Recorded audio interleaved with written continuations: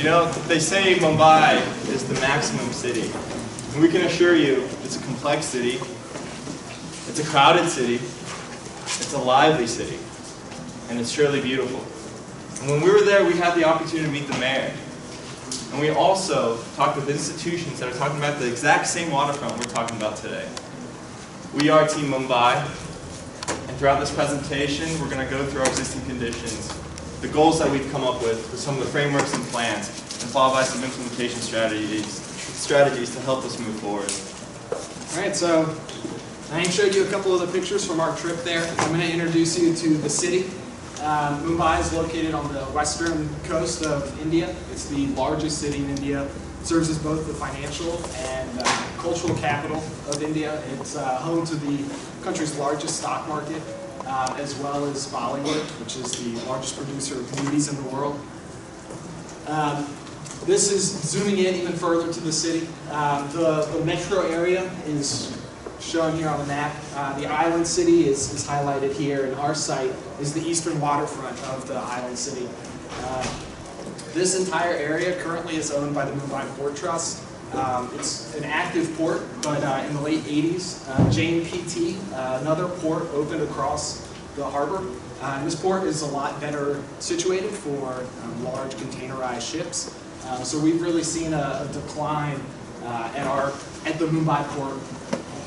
And we project that in 30 years, a lot more of this is going to go away. And so we're kind of thinking about how this eastern waterfront can really serve as a model for the rest of the city and provide a real opportunity. This represents an eighth of the entire island city. So for a very land-constrained area, this is a huge opportunity. And just looking at the density of Mumbai compared to New York and Shanghai, it's twice as dense as New York.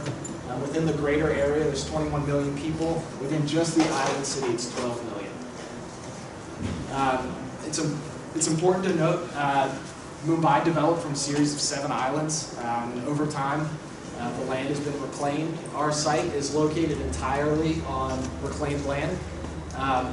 And we also then border to the west some of the original islands, so there's a lot of older development that's there. But our site really doesn't interact with it, as we'll see a little bit later. So more of an introduction now to our site. As I mentioned, there's 1,800 acres.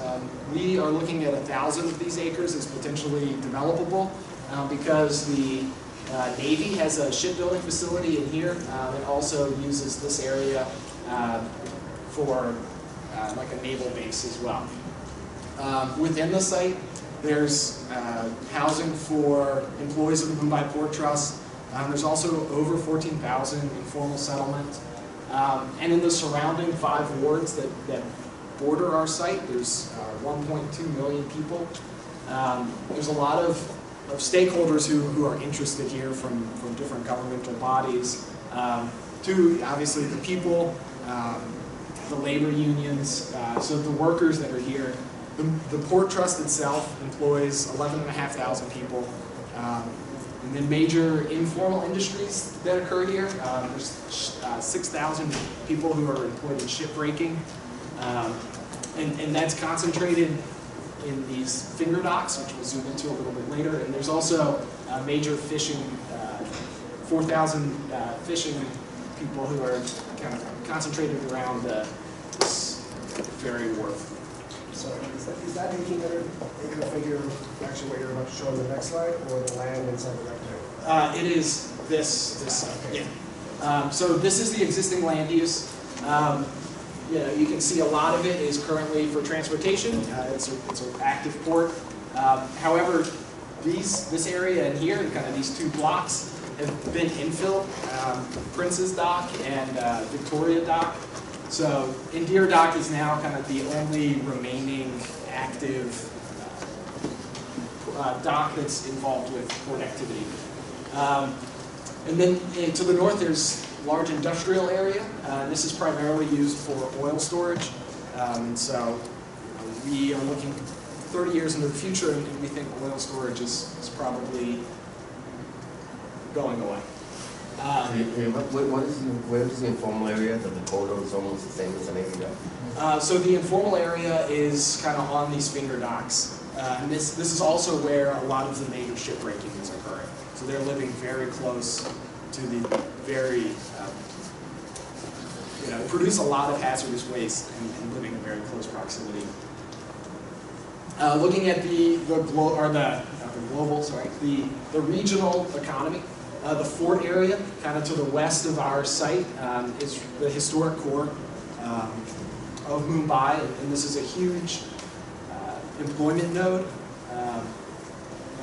Mumbai has been seeing a big shift from from manufacturing to service industries, and these are really concentrated down here in the Fort area. But as land has become more and more expensive, a lot of this is kind of pushed further out into the suburbs along these linear suburban railway lines. And so the suburbs have been seeing a lot of growth, especially in residential, but people are still trying to get down to the Fort area, and it's causing a lot of congestion. I'm talking about the unaffordability. Because land is so unaffordable, you really get this dichotomy where you have informal housing. Over half of the city lives in slum dwellings, and so you get this informal housing very close proximity to these new high-rise luxury buildings that are going up. And then just kind of some of the surrounding conditions. I mentioned the Fort area has a lot of European influence from colonial days. This is kind of the historic core. In the middle section is very active bazaar area. And to the north, some of these high-rise luxury condos. And then just kind of along kind of the whole site, you have this kind of typology where it's very hard to access. In many of the locations, it is a literal wall. And so people in Mumbai don't even really know that they have this eastern waterfront so close. So we hope to change that. Looking at community assets, because our site is currently an active port, there's really not a lot within our site. But you see the concentrations are more in the southern area, closer to the Fort. And as you go further north, they become more sparse. For transportation, I mentioned before, the suburban rail lines, you can see them here in the network. It really takes people out from the city all the way out into the greater area. Mumbai is also building a new metro line, which is this dashed pink line. It's currently under construction, but parts have been completed, and it's already the most used metro in the world. Coming through, just to give you kind of an idea of scale and number of people we're talking about, coming through CST, which is this major railway. It's the terminus for the suburban rail lines. 7 million people come through during peak times. Read in one report, it's like 15 people per square meter. So it's like 15 of us standing in a phone booth together. It's a lot.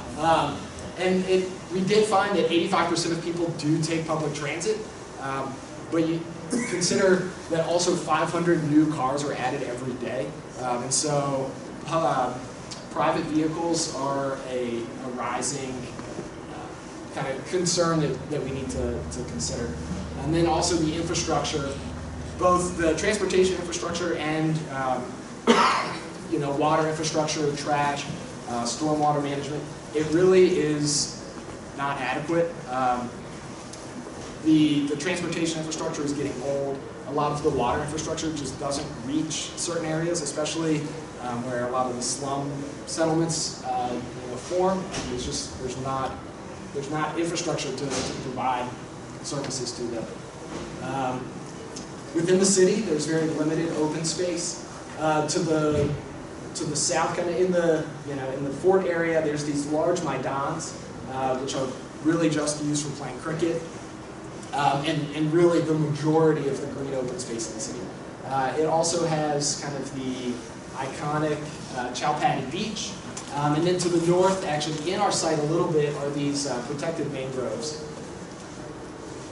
And then we looked at risks from climate change and flooding, and we found that flooding from storm events is really the bigger concern for us with climate change, and not so much sea level rise. It's more as monsoons get worse, that they add more rain and cause bigger problems. So we looked at the low elevation areas and identified those, and then overlaid these points where flooding has occurred in the past.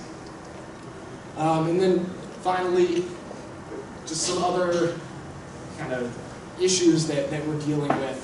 Air and water pollution. Water pollution, especially near the shipbreaking, is a major concern. And then with the large informal settlements, fire is another major concern.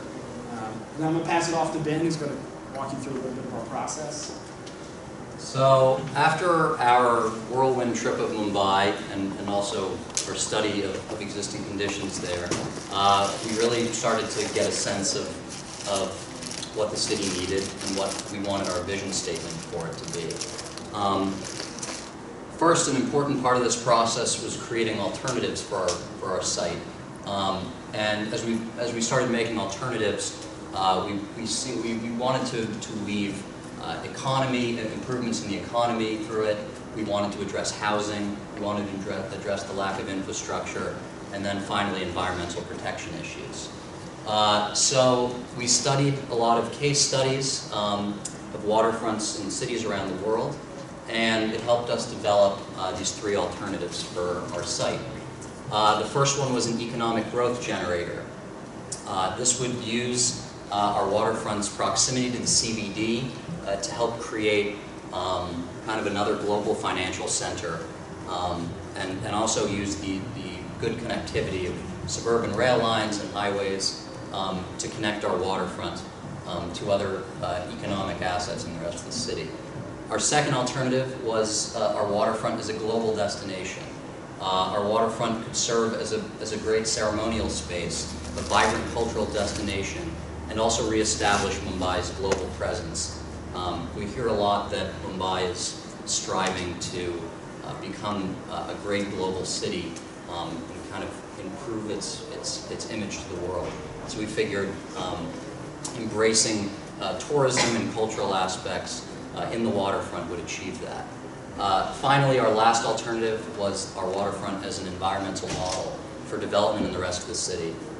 This would focus on climate change mitigation and adaptation strategies, preserving the ecology there that's becoming increasingly threatened, and also providing more natural public amenities for the city, which, as you saw, is pretty lacking in the city. So then we set out to define what we thought resilience meant to us in our waterfront. We dusted off our old planning theory literature, and we kind of found, Claudia actually found, some of these definitions of resilience that really stood out to us, and some themes emerged within each of them. So one definition would be the ability of a system to return to equilibrium after disturbance. And from that we saw a theme of equilibrium and equity. A second definition we saw was the capacity of a city to rebound from destruction. We saw regeneration as a theme. Acknowledging a post-disaster new normal. We saw that as innovation. And finally, embracing the fact that change can occur from small internal interventions that will lead to larger changes. And from that we saw issues of protection and kind of serving as a model.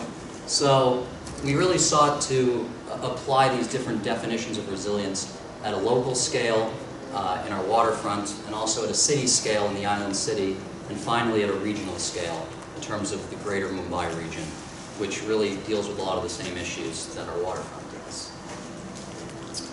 So from these themes, we developed our vision statement, which was to demonstrate resilience through economic innovation, housing equity, infrastructure regeneration, and environmental protection. And we really want our waterfront to serve as a model for development and reestablish Mumbai on a global stage. So these four bolded themes carried through to our goals. which were to stimulate an innovative economy to offset the shifting industry that Will described in our waterfront. We want to provide equitable, affordable housing to meet the rising demand that the city really suffers from. We want to regenerate sustainable infrastructure to match development, including transit infrastructure and publicly serving infrastructure. We seek to protect the environment, especially with regards to climate change. And finally, we want to develop governance and financing mechanisms that are coordinated and transparent and efficient. So from these goals, we set out to create our larger frameworks for the plan, which really apply to the entire site area, and try to work in different goals into each of them, but with a focus on particular goals. So in terms of creating an innovative economy, we want our waterfront to have workforce development for formerly industrial workers, given that changing role of industry there. We want to diversify our industries. We want to provide physical and social infrastructure that allows for a strong economy there. And we also want governancing, financing, and regulation that encourages a strong economy. Our infrastructure-themed framework addresses both transportation and public serving infrastructure. Our transportation framework seeks to avoid making the same mistakes that many cities and Mumbai itself has made in terms of encouraging polluting and congested personal car travel. We want to shift our transportation modes to more publicly serving options. And we also want to improve our existing transit because while it's really big and it goes very far, it's clearly inadequate. Our housing framework addresses really including the private development community in providing affordable housing for people in our site and to serve larger as the model for the rest of the city. And we saw this framework as including different initiatives, policies, and funding strategies to help improve that affordable housing. I guess these are a little out of order. The transportation framework, to come back to that, focuses on expanding the suburban railway, creating a BRT system that's adjacent to our site, and also expanding the water transportation mode that really could be integrated throughout the whole waterfront. Also, as Will mentioned, the Mumbai Metro, which is currently being built, we'd like to extend that through our site, and also integrate local buses as a viable transport mode through the site. Buses provide a really valuable east-west connection across the peninsula, which the mainly north-south regional railways don't really address. And we also want to make more small-scale local streetscape improvements, safety improvements, and also kind of controlling the congested private car rise that we've seen.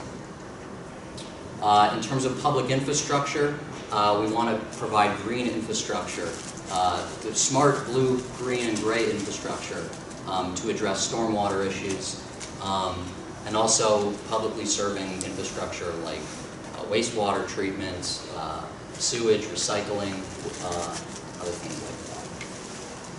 Finally, our environmental framework seeks to reduce pollution within our site, reverse this kind of threat to nature and culture that we've seen in our site by protecting natural assets and preserving local cultures.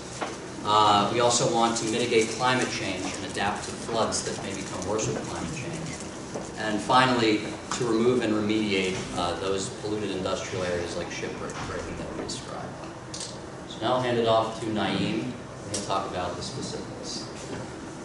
Okay, simply put, this site is way too big, so we had to divide it up into 3 sections. And we're going to start off with the south section, and we're calling it the Mumbai Marina. Now, it's still pretty big. We're talking 800 acres. Now, from the existing context, we have the fort area directly to the south of our site. This used to be the heart of Mumbai in the 18th century.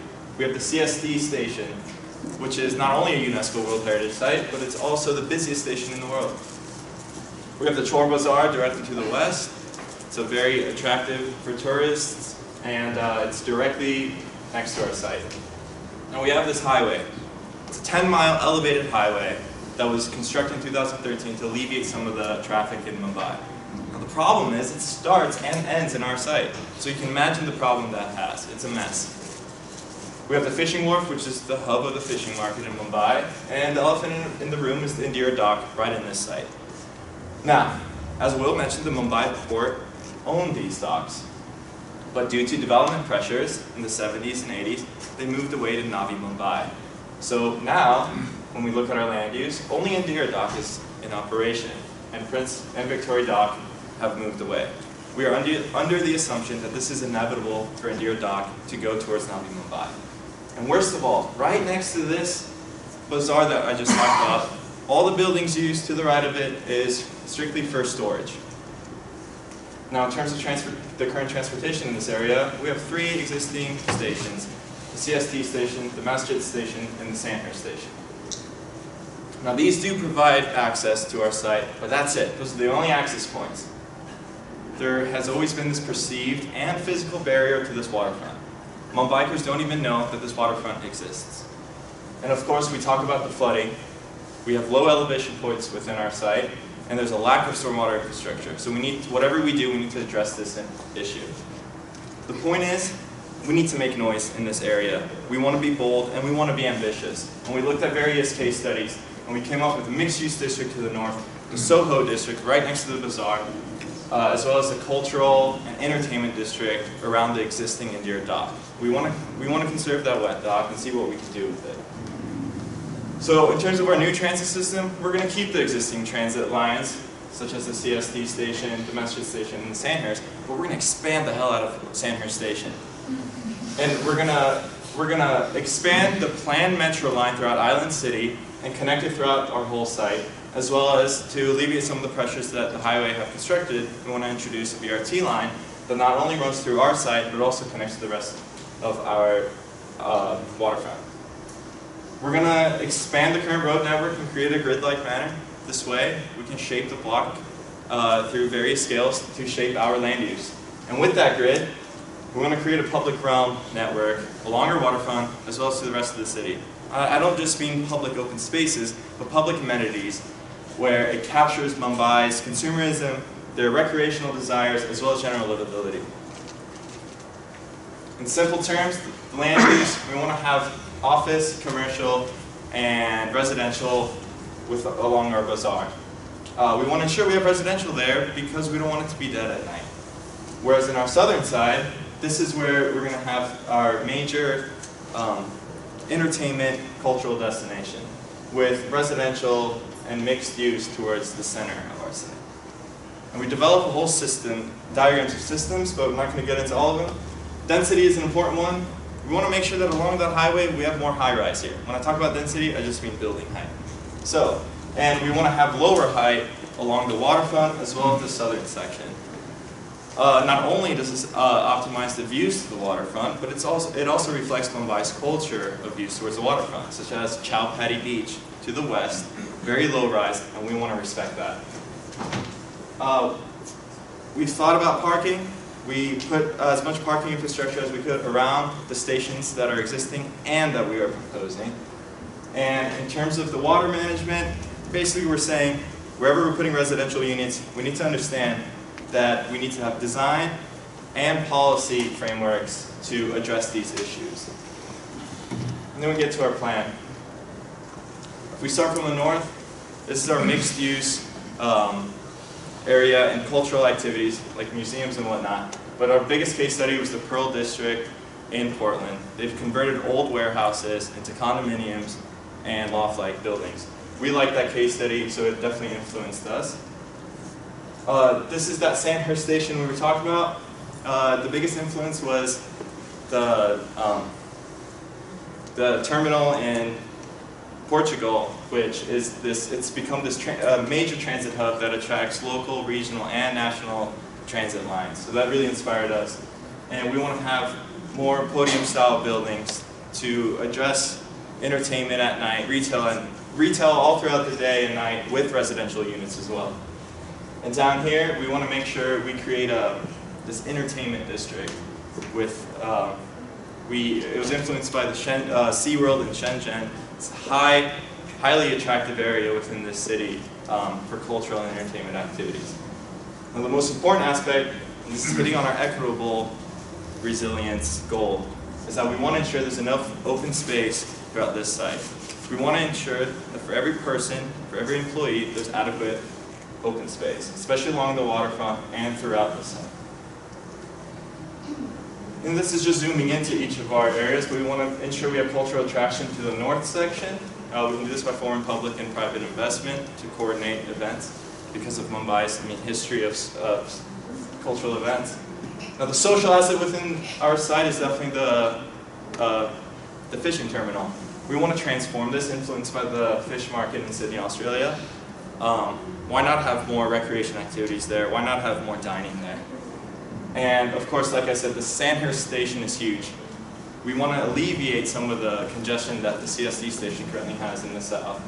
And we want to make sure this is it's all local, regional, and national.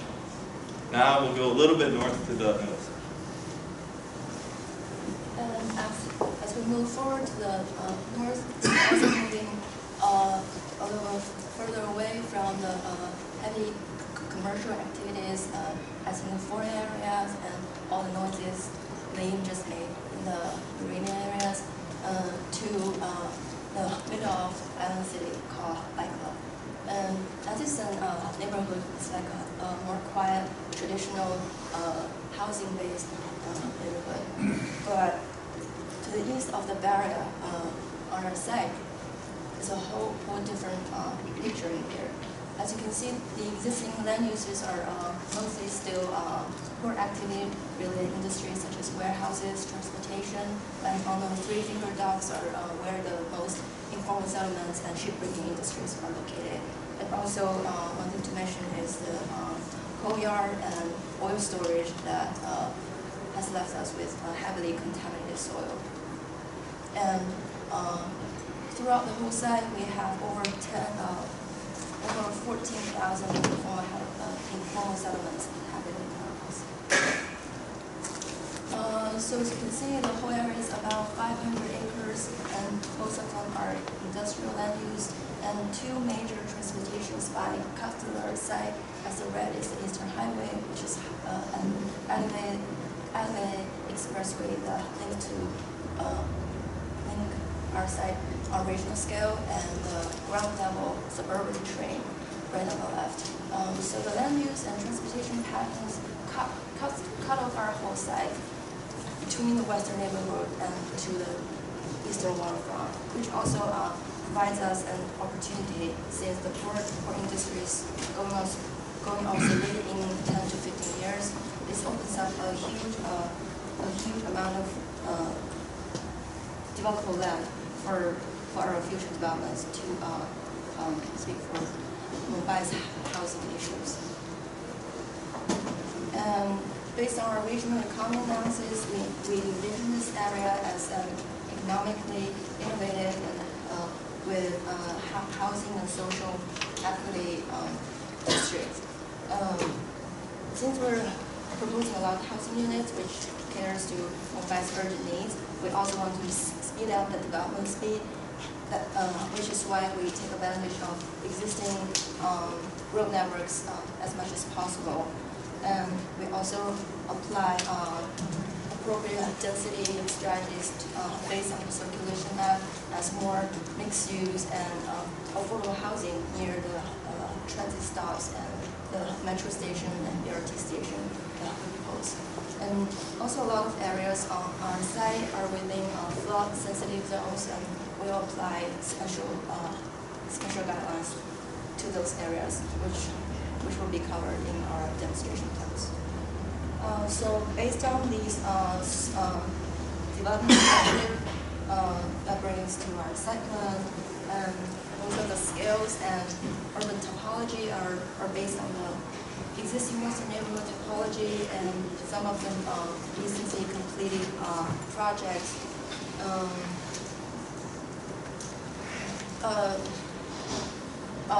as housing equity is our major focus in here, we're proposing various housing types that caters to different kind of income groups, from high-end towers right by the waterfront to more medium and low-income housing right in the middle, which has better access to public transit. And also through we complement the housing with an integrated economy frameworks, such as the innovation IT districts in the north, which has access to metro station, and also the city has proposed a harbor link that connects to the new Mumbai, which is the IT base for the whole region.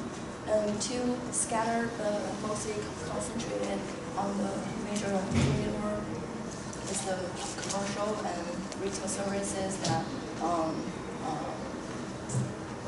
provide service for local residents. And also, what to mention is that we also incorporate microeconomy on the existing three-finger stocks to absorb the existing shipbreaking industry through training programs to update those into service industries as part of our economy framework.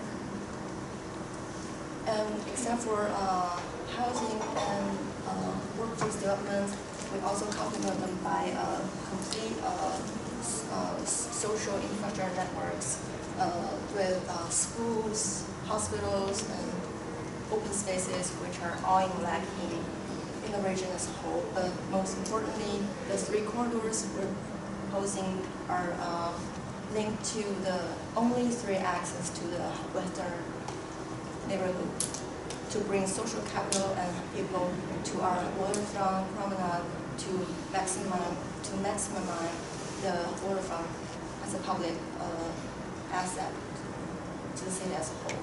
And one thing to mention is that most of the open spaces we're proposing here are within the flooding risk zones.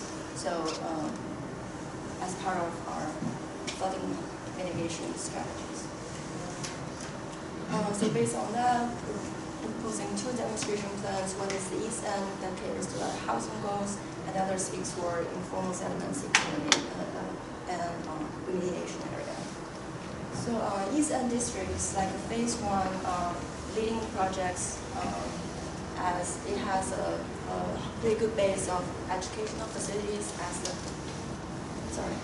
as existing engineering university, and it has the best access to the waterfront. So, but to remediate the existing industrial land use, we're proposing high towers and higher densities in this area to offset the high cost of those remediation certainly.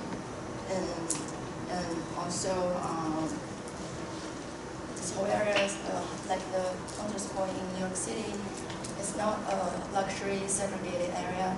In the overall 10,000 housing units we're proposing, over 30% are affordable. And also the developments along the waterfront are within the flood zone, so we will apply special design guidelines such as water runoff management, and parts of the first floor will be parking spaces and open spaces as our mitigation strategies. And move further to the south, to the three-finger docks, is where the most shipbreaking industries and formal settlements are located, and which lead us the most contaminated and vulnerable lands in our site. So we program them and mitigate them into open spaces and move all the informal settlements to mainland to protect them from the flooding risk, and propose a platform to place all the public amenities such as restrooms, schools, and libraries on top of it, which has formal precedent in Kenya. And for the housing in informal settlements, we which will cost a lot. And we're proposing a more flexible, self-maintained strategy of this housing types as organic, structural building types for them to build on their own. And also the layout of the block allows for courtyards in the middle that helps with future emergency evacuation and provide some recreational spaces.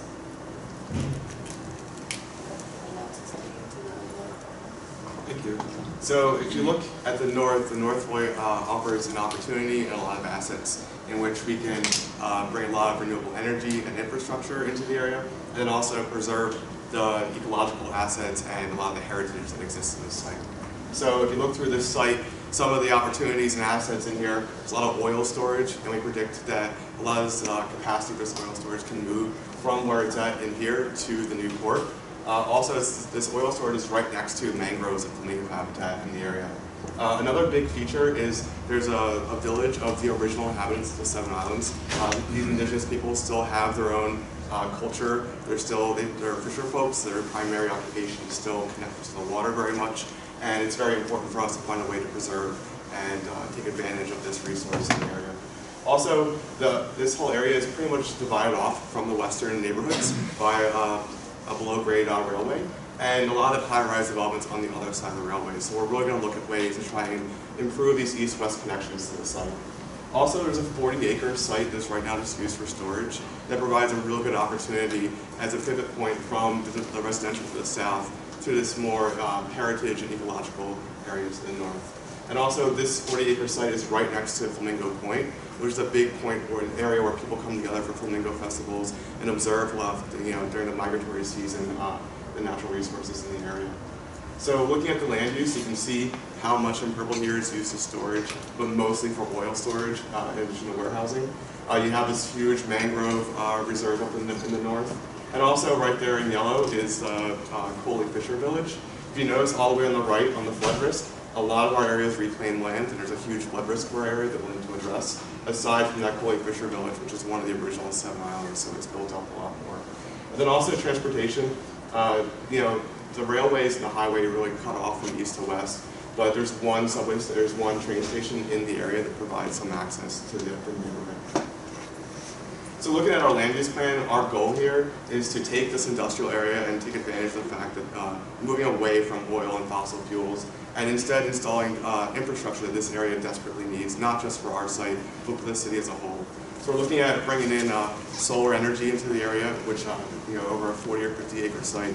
We're looking at waste to energy opportunities and recycling, which the city does not currently do as much as it could.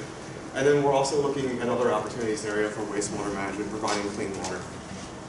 In addition to this, we're also looking at all the cultural heritage and assets in the area.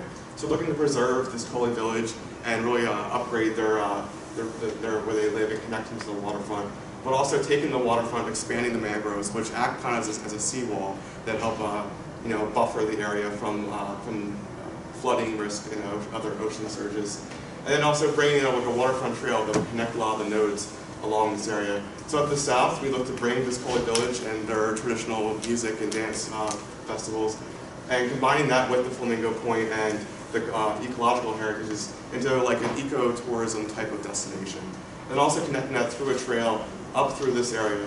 It's really important to note too that in addition to the village, there's a 17th century fort right in the middle of our site that this trail will connect in between the southern recreation area and the northern, more ecological mangroves, where in those mangroves we propose to have trails and raised walkways similar to other areas in the world.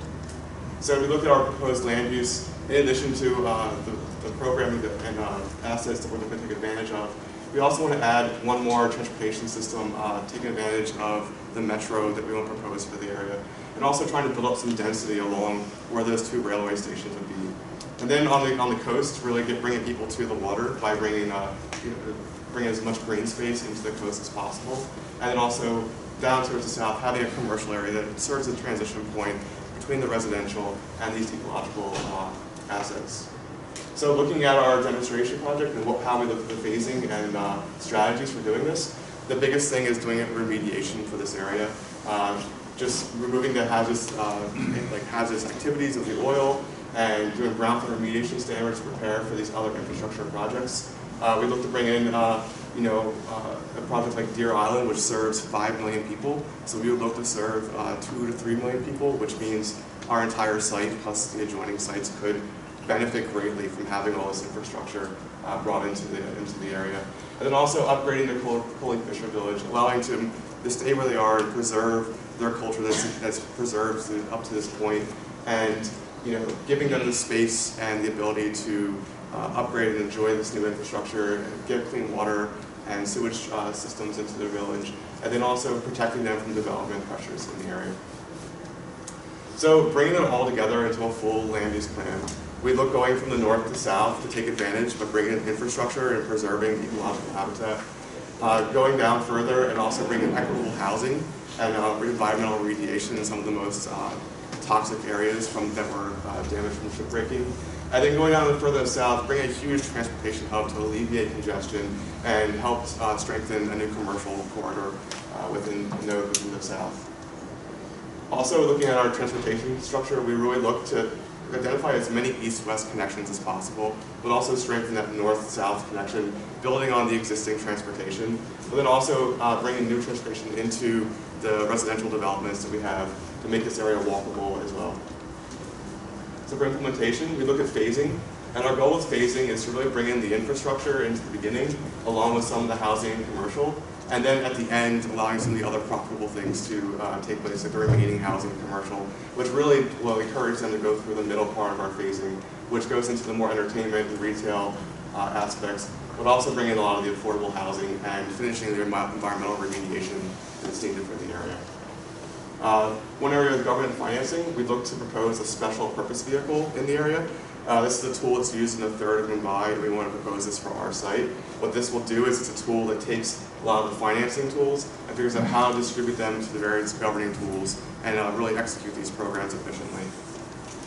And then moving along and in conclusion, really what this does is this takes our 4 pillars of innovation through infrastructure, equity in the housing that we've developed, and regeneration, whatever else. And then avoid protecting the area from the flooding risks that are really plaguing most of the city. So as we go forward with our next steps, we really want to refine our strategies to better accomplish our goals as much as we can. This is a huge opportunity for the city. We want to focus not just on the impacts of our site, but how this is an opportunity for the adjoining sites and how it can help the region and the city as a whole. And also, like I said, identifying more of those east-west connections, having the railway and all this development along, really, and the history of the site, people have been cut off for so long. How do you get people in the neighborhood next door to enjoy these amenities and get up to the waterfront? And also, the biggest thing about this tool, about this site, is it's really serves as an opportunity for the entire city as a development model for how the city is going to develop in the future as a global city. There's so many opportunities to Mumbai that if they could solve some of the problems here, the rest of the city might be able to learn and take advantage of that as well.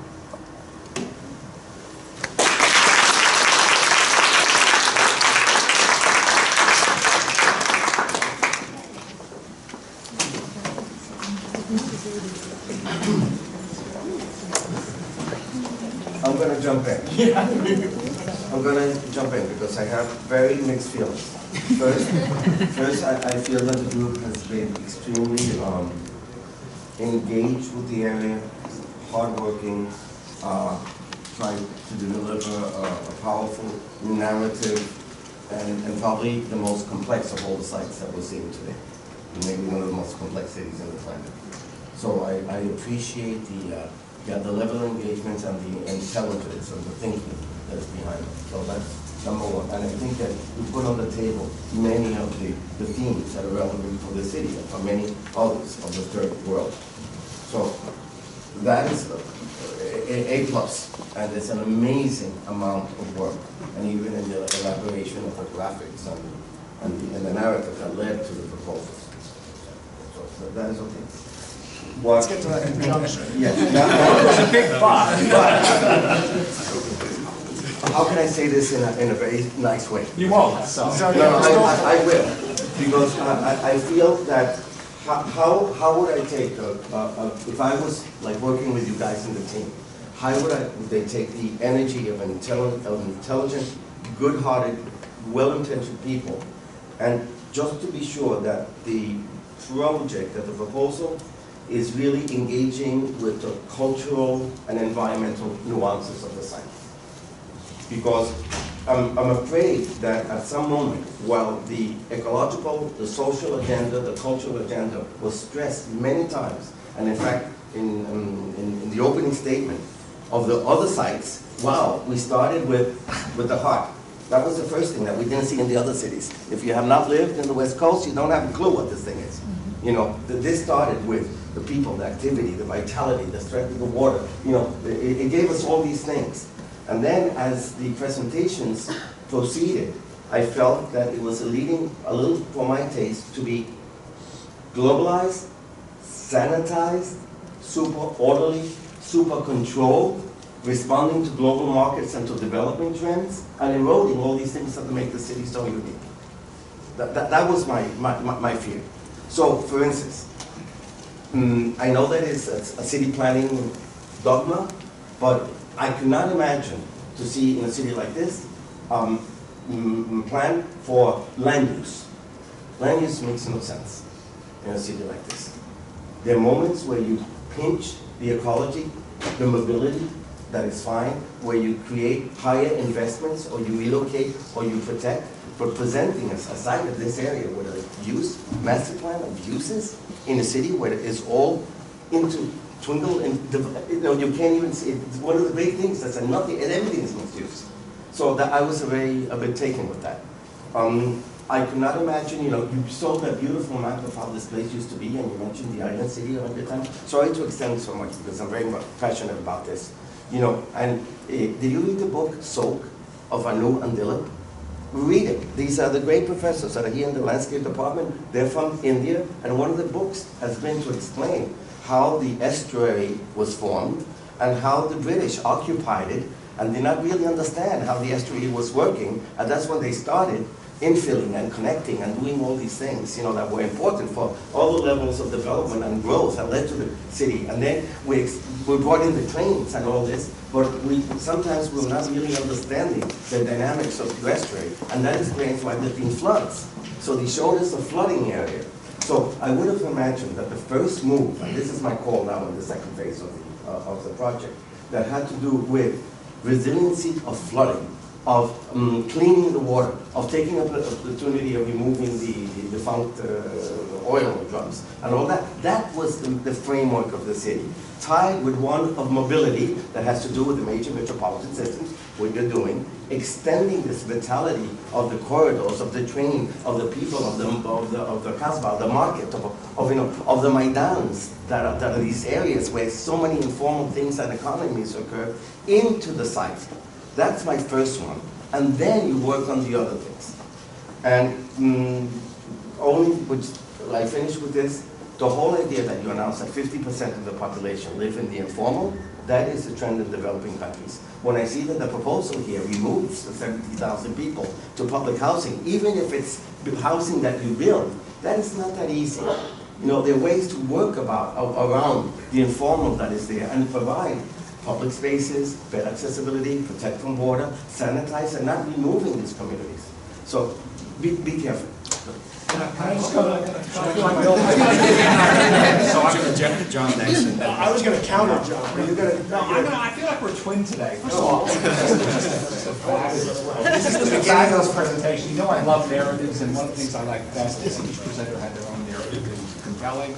And the other thing I just loved is I loved the way the images supported the words. I mean, it was just magical. It was a visual narrative and it was a verbal narrative, and so all my senses were really, it was Mumbai, I guess.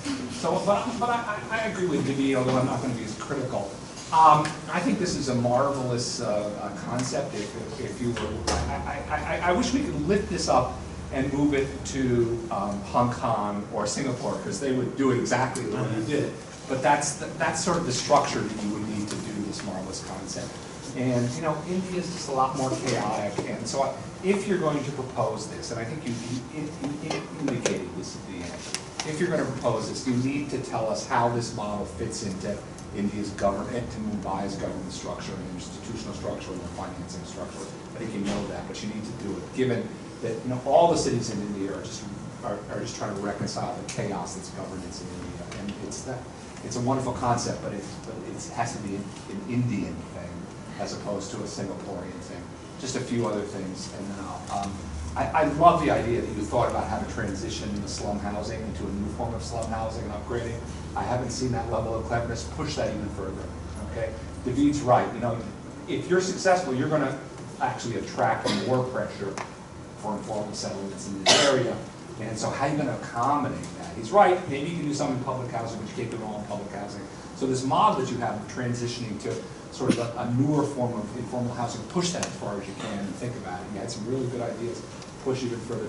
Lastly, it sounds like when you were talking about it, all I could think of was at the beginning was this was hell on earth. It was like bad. It sounds like you just have a huge contamination problem here. I suspect it's going to be more expensive to remediate than you're putting a lot of housing on there. It's easy to remediate stuff for industrial. It's harder to remediate for housing. So I think you're going to have to figure out a little more, push it a little more about how you're going to do all this remediation. But just, I've never been to Mumbai. I suppose if I was familiar with the site as I am with the California sites, I'd have a lot more critical comments, but I was just blown away. It's a great job.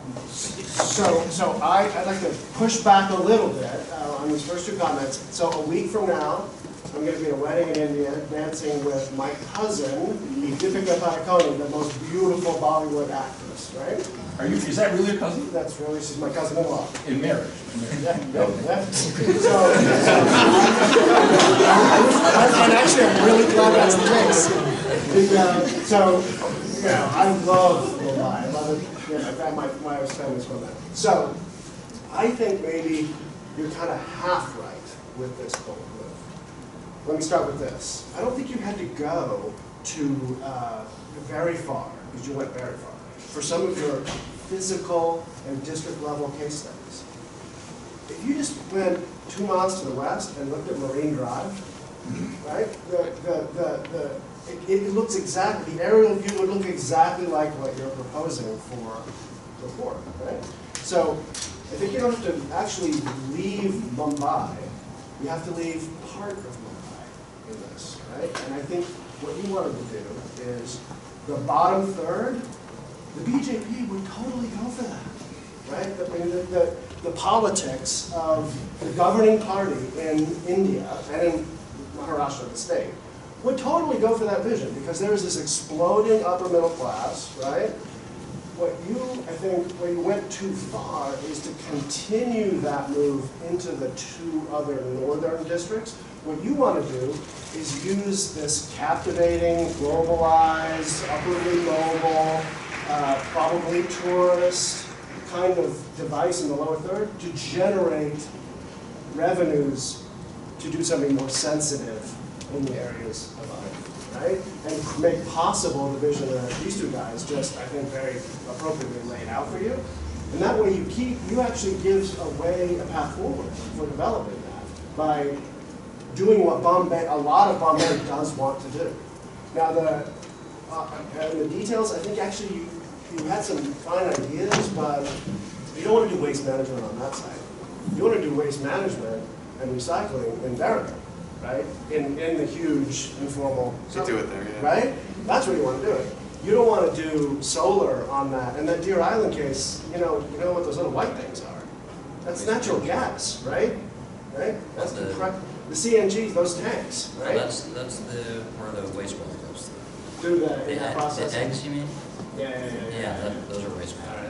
It's good. But you don't want to do it. You don't want to do it just as it's an oil field, right? If there's not an interconnect into the grid, there's no reason to do utility scale solar on that spot, right? So I think some of the things you want to kind of think about in terms of those, you had some kind of bright ideas, but you can't push them. There is a power plant up there, so that was. You didn't tell me that, right? There's a lot to tell. I mean, we were struggling with, where to put in stuff, and